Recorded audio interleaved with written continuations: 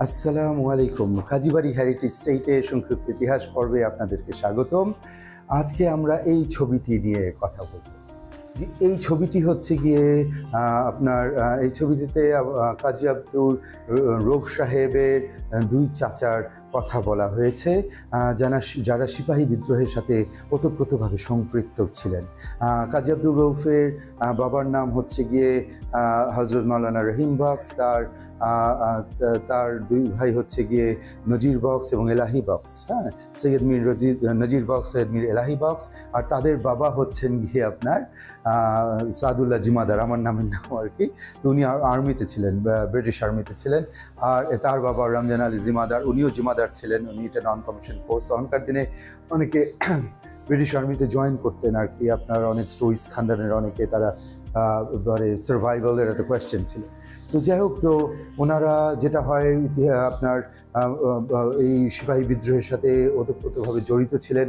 তো জড়িত থাকার জন্য যেটা হয়, তাদেরকে এই কাজীবাড়ির এই বাসা থেকেই তাদেরকে ধরে নিয়ে যাওয়া হয় 1857 সালে ওনারা ব্রিটিশদের এগেইনস্টে বিদ্রোহ করার জন্য এবং বা গভীর সম্পৃক্ততার জন্য।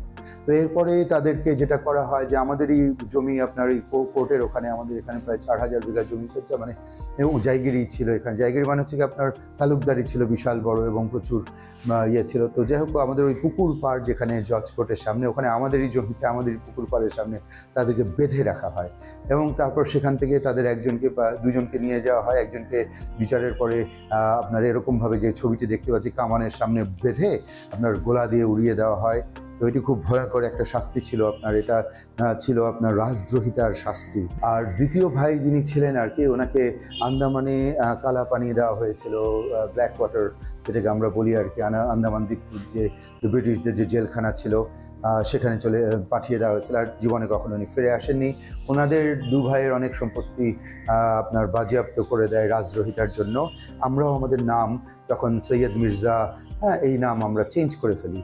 তো বক্স নামটা তাও কিছুদিন থাকে, তারপরে আবার এই বক্স নামটা আবার কাজী আব্দুর রউফ সাহেবের সময় এই নামটা আবার আপনার চেঞ্জ হয়ে যায়। তখন কাজী টাইটেল আমরা গ্রহণ করি আর কি। তো আজ এ পর্যন্তই। তো আবার ভবিষ্যতে আরও কিছু গল্প নিয়ে আপনাদের সামনে কাজীবাড়ি ইতিহাস নিয়ে আবার ফিরে আসব। আমার জন্য দোয়া করবেন আর ভালো থাকবেন। আসসালামু আলাইকুম।